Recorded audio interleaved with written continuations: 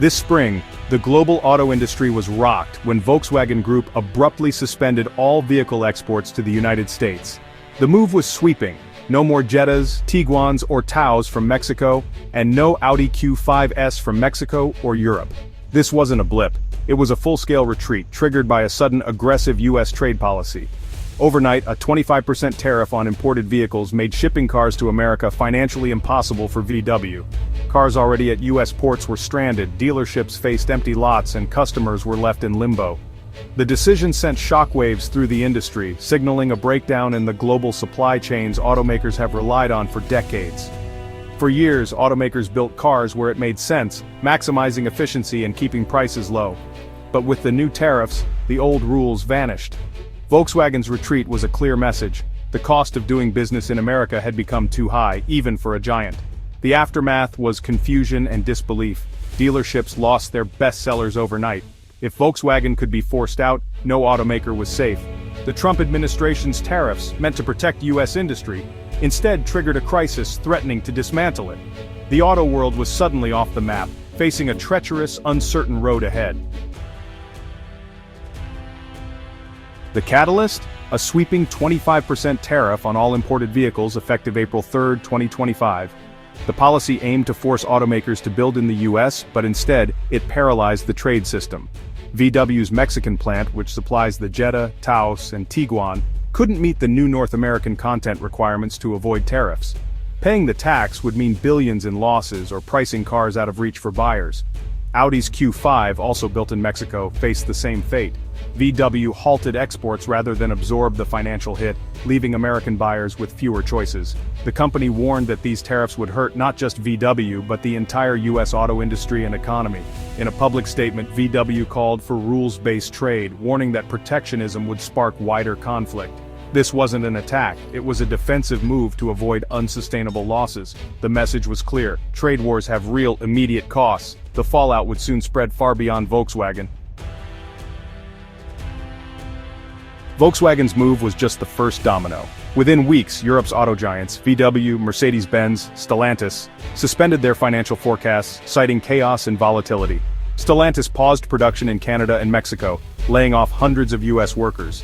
Infiniti stopped shipping SUVs from Mexico, shrinking choices for American buyers. Even Ford projected $1.5 billion in tariff costs for 2025 and suspended its own financial guidance.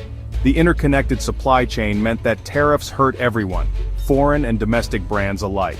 Analysts warned of $108 billion in extra costs and a potential cut of nearly 18 million vehicles across the industry. The foundation of North American auto manufacturing was suddenly at risk. The tariffs hadn't just raised a hurdle, they'd blown up the bridge connecting a continent-wide industry. The human cost of this crisis is staggering. Stellantis's layoffs were just the start. American jobs in logistics, administration, and parts distribution vanished overnight. The supply chain's collapse meant job losses rippled from Mexican factories to Ohio suppliers and Texas logistics firms. Tariffs meant to create jobs were destroying them instead. On dealership floors, the impact was immediate. VW dealers lost their bread-and-butter models, threatening commissions and service jobs. With inventory slashed, thousands of small businesses faced an uncertain future.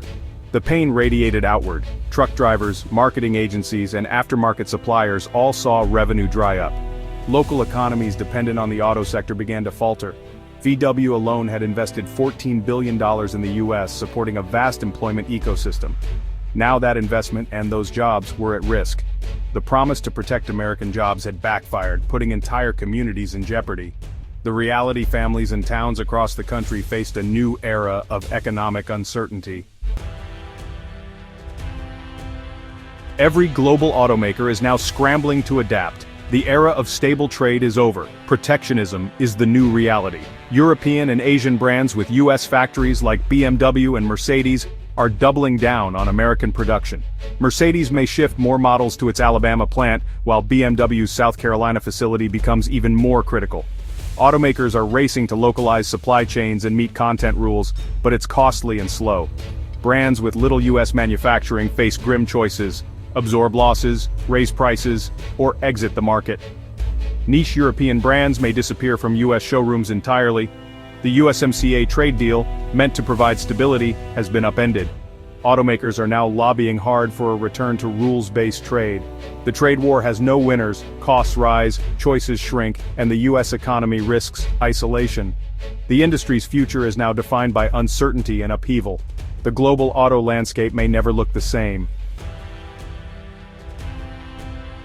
For American car buyers, the impact is immediate: fewer choices and higher prices. VW's exit wipes out key options in the affordable sedan and hatchback segments. With supply shrinking, prices are rising.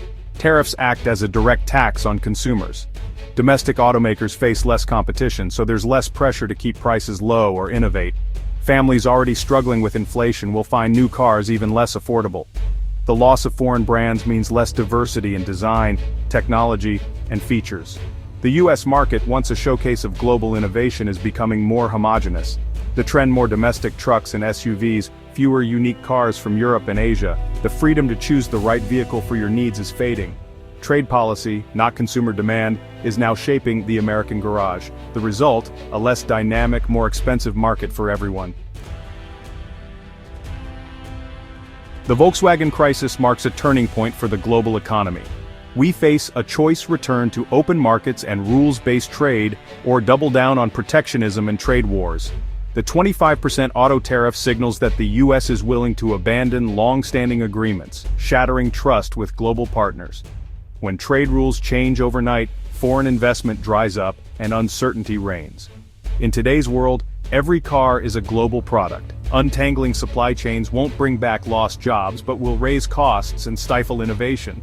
Retaliatory tariffs are likely, harming workers and industries the policy claims to protect. The only way forward is negotiation, not escalation. Trade issues should be solved through diplomacy, not blunt tariffs. The auto industry's crisis is a warning. Cooperation is essential to avoid a deep, lasting recession. The road ahead depends on the choices we make now.